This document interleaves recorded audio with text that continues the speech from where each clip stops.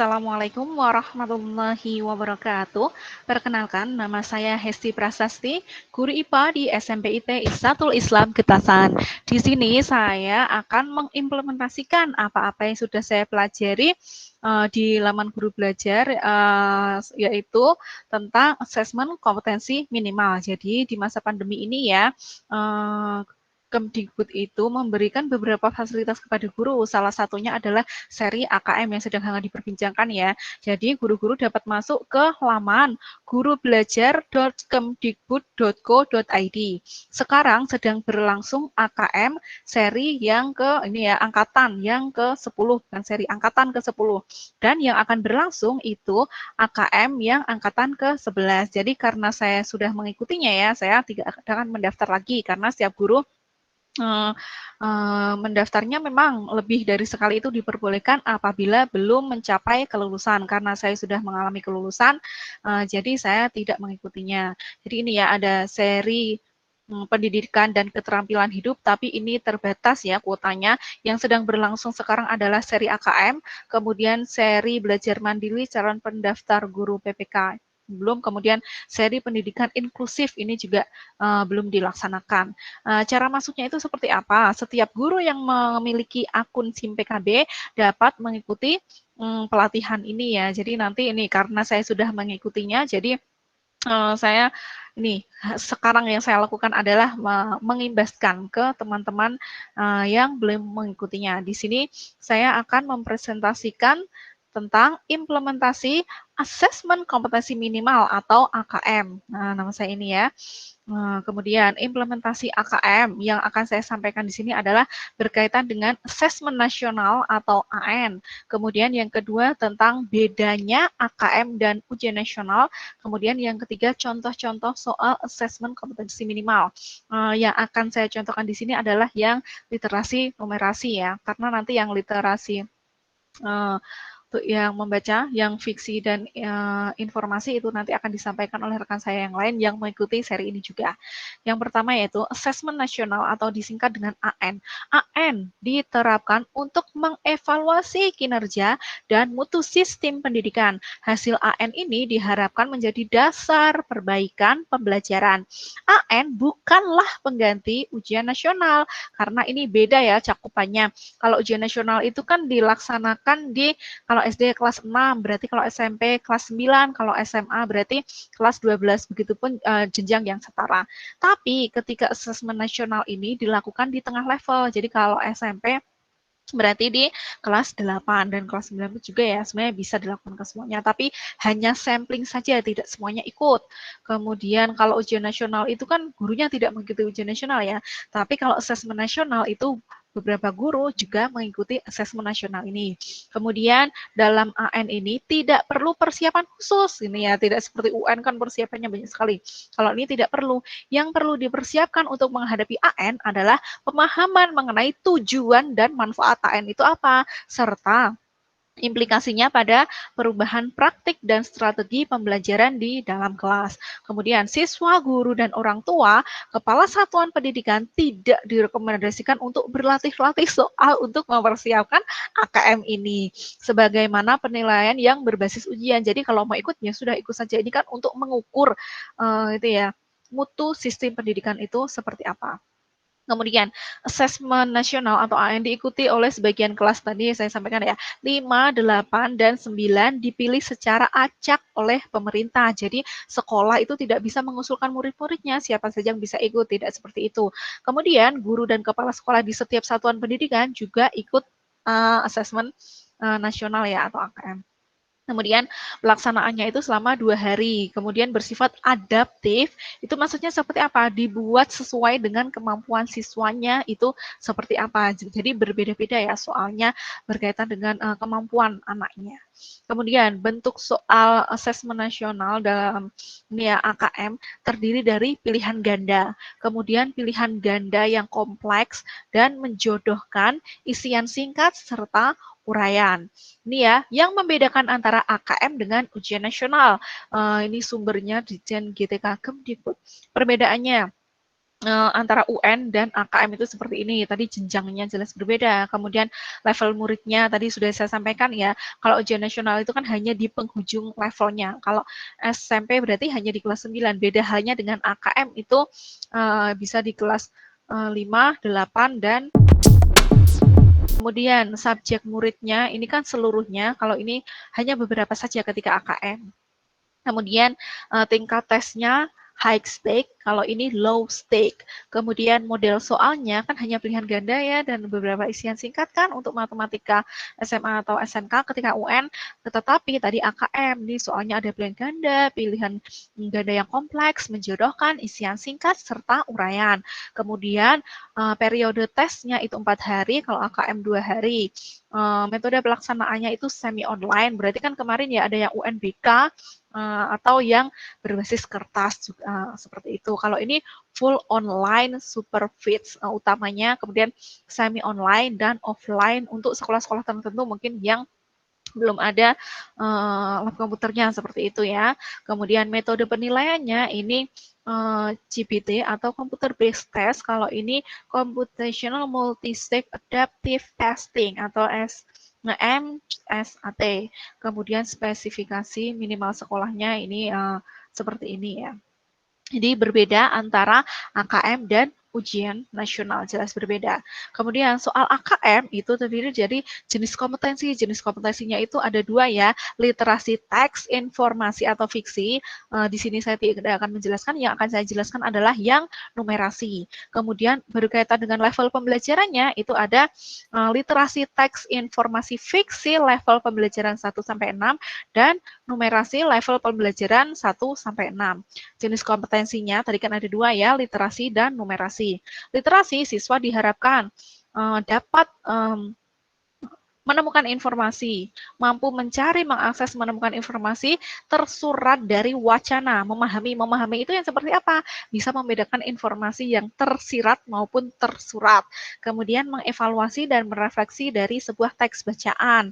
Ini nilai kredibilitasnya itu seperti apa, kemudian kesesuaian maupun ketercapaian teks, serta mampu mengaitkan isi teks dengan hal lain yang ada di luar teks itu. Kemudian menerapkan di dunia nyata. Ketika numerasi itu siswa yang diukur itu apa saja sih? Pengetahuannya tentang bilangan, geometri, pengukuran, aljabar, dan data ketidakpastian. Di sini kan saya sebagai guru SMP ya, jadi ini level pembelajaran sebenarnya banyak ya. Ini untuk SD kelas 1-2 level 1, level 2 itu untuk SD kelas 3-4, level 3 itu untuk SD kelas 5-6. Ini yang saya lingkari, bukan lingkar ya, beri tanda merah ini, kotak merah, itu yang sesuai saya karena saya guru SMP berarti level 4 untuk kelas 7-8 dan level 5 untuk kelas 9 dan 10. Ini untuk kelas 11 dan 12 SMA ada di level 6. Jadi sebagai guru SMP berarti numerasi kalau kelas 8 itu 68 soal. Kalau literasi teks fiksi berapa soal? 7 soal. Literasi teks informasi 19 soal. Beda lagi dengan kelas 9 SMP, ini sebelumnya 11 SMA ya. Berarti ini numerasi kelas 10, berarti ini untuk SMA ya, kelas 10 SMA. Kita fokusnya ke yang merah ini karena saya guru SMP.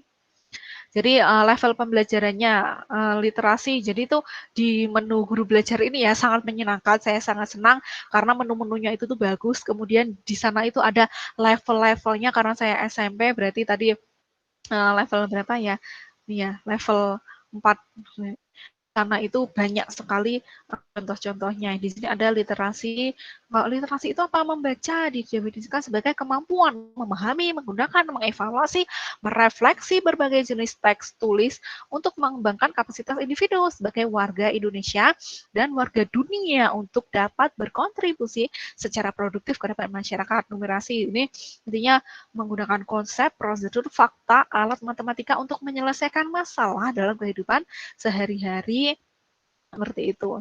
Ini ya, saya level 4, kelas 7 dan 8. Di sini yang akan saya jabarkan ini level 4 dan level 5 berkaitan dengan numerasi. Numerasi untuk level pembelajaran 4 yaitu berarti untuk SMP. Berarti pada level ini materi numerasi yang diujikan diperoleh dari pembelajaran kelas 7 dan kelas 8.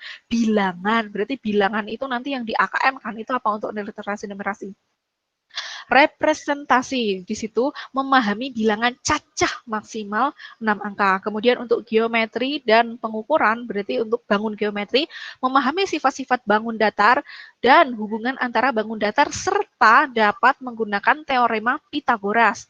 Kemudian menghitung volume bangunan ruang dan luas permukaan, balok, kubus, prisma segitiga, tabung, dan bentuk kompositnya. Kemudian aljabar itu persamaan dan pertaksamaan. Menyelesaikan pertaksamaan linier 1, variabel atau sistem persamaan linier 2, variabel. Kemudian yang kedua, relasi dan fungsi termasuk dalam pola bilangan ya. Di sini siswa diminta untuk memahami pola pada barisan bilangan dan konfigurasi objek, kemudian memahami fungsi linier dan grafiknya itu seperti apa, serta sifat-sifatnya. Kemudian yang ketiga, rasio dan proporsi. Ini memecahkan masalah aritmatika sosial yang berkaitan dengan rasio atau persentase. Nanti di presentasi yang akan saya sampaikan ini ya, nanti ada contoh soalnya. Jadi mungkin bisa belajar dari sana. Kemudian data dan ketidakpastian di sini yang pertama data dan representasinya, menentukan dan menggunakan min, median, modus bisa ya. Kemudian ketidakpastian dan peluang di sini menghitung peluang kejadian yang sederhana. Kemudian geometri pengukuran. Bangun geometri, memahami dan menggunakan perbandingan geometri, menghitung volume dan luas permukaan 5 segi N, kerucut, dan bola. Di sini sudah masuk ke level pembelajaran yang kelima ya. Tadi kan pembelajaran yang keempat untuk SMP kelas 7-8, pembelajaran yang kelima untuk kelas 9 dan 10, tapi biasanya dilakukan ini ya di kelas 10 SMA. Ya, ini seperti ini. Cepat saja ya. Ini yang aljabar, persamaan kebersamaan ini masuk. Kemudian fungsi termasuk pola bilangan, ini ada 3 ya di sini. Kemudian data dan ketidakpastian untuk pembelajaran level 5, ini ada data dan representasinya seperti ini, jangkauan, simpangan, dan variasi. Ketidakpastian atau peluang ini sifat-sifat peluang kejadian. Nah, sini ya, saya akan memberikan contoh apa yang sudah saya pelajari selama mengikuti itu ya, seri AKM di Guru Belajar. Sini contoh soalnya adalah numerasi level pembelajaran level 4, berarti untuk SMP kelas 8. Yaitu berkaitan tadi ya yang sudah ada aljabar. Di sini menjelaskan tentang rasio dan proporsi. Kompetensi yang diukur itu adalah memecahkan masalah aritmatika sosial yang terkait dengan rasio atau persentase. Contoh soalnya, tabel berikut menunjukkan daftar harga dan diskon pada beberapa toko. Semua toko tersebut menjual barang yang sama. Apa yang dijual? Baju dan celana. Di sini nama tokonya Jaya, Andini Busana, Selaras, Bagus Fashion. Jadi ada nih, misalkan diskonnya di setiap toko itu kan berbeda-beda. Dengan harga baju yang sama, dengan harga celana yang sama, juga, tetapi desain yang berbeda. Ini contoh beberapa soalnya ya, literasi numerasi berkaitan dengan aljabar. Itu contohnya seperti ini. Berdasarkan wacana di atas, soal yang seperti ini, tentukanlah salah satu maaf ya, keliru. Tentukanlah salah atau benar pernyataan berikut. Jadi ada 4 pernyataan, 1, 2, 3, 4. Biasanya nanti ada kolom di sini ya, salah atau benar, salah atau benar, salah atau benar. Jadi misalkan selisih harga baju di toko Jaya dan Selaras adalah 10.000, benar atau salah? Ya silahkan dihitung. Ya, coba ya sambil berlatih contoh soal AKM. Kemudian harga paling mahal untuk sebuah celana di toko Bagus Fashion, kira-kira benar atau tidak? Lihat datanya. Kemudian harga termurah untuk sebuah baju dan sebuah celana adalah di toko Selaras. Yang keempat, membeli sebuah baju dan sebuah celana di toko Andi Busana lebih murah daripada membeli sebuah baju dan sebuah celana di toko Selaras. Apakah benar seperti itu? Berarti dapat dihitung satu-satu. Ini contoh untuk numerasi yang level SMP ya. Contoh soal lainnya itu seperti apa? Nih, misalkan Adam namanya. Adam ingin membeli sebuah celana dan sebuah baju di toko yang sama. Entah di toko Jaya, Andini Busana, atau Selaras, atau Bagus Fashion. Itu terserah. Yang penting tuh mau belinya itu toko yang sama.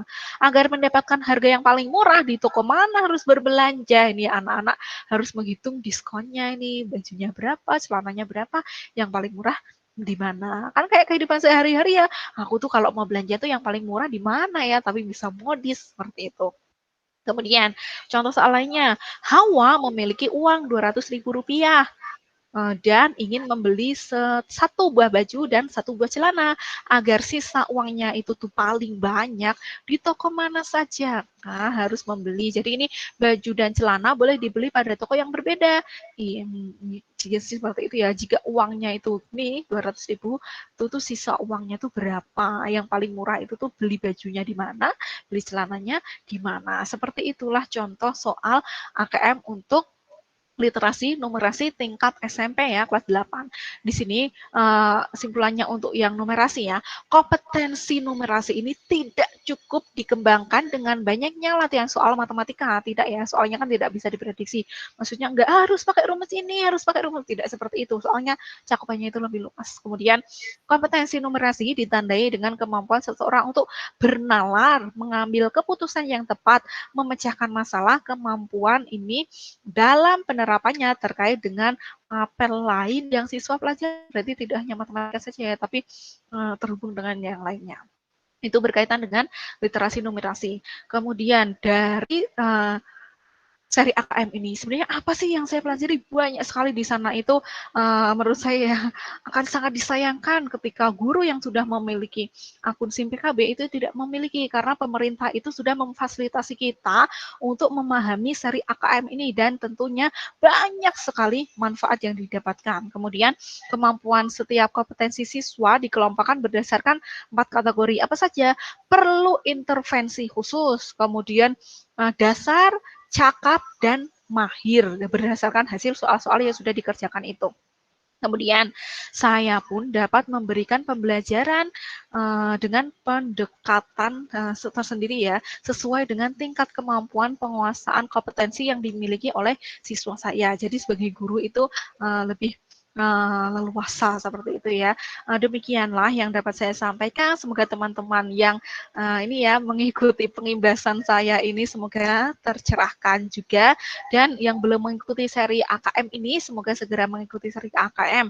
Untuk teman-teman yang hari ini juga ingin mendengarkan tapi belum berkesempatan untuk mengikuti sesi Meet ini ya, mungkin dapat nanti main ke channel YouTube saya. Sekian, semoga bermanfaat. Bagi guru yang belum mengikuti seri AKM, saya anjurkan untuk mengikuti seri AKM ini karena sangat menyenangkan ya, sangat membantu. Sekian yang dapat saya sampaikan, semoga bermanfaat. Wassalamualaikum warahmatullahi wabarakatuh. Saya sedikit terlupa. Jadi pandemi ini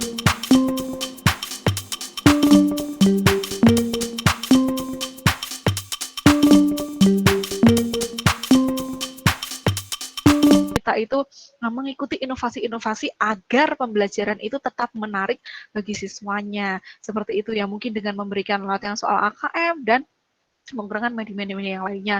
Mohon maaf jika apa yang saya sampaikan ada salahnya. Mari kita sebagai guru semangat untuk belajar di masa pandemi ini.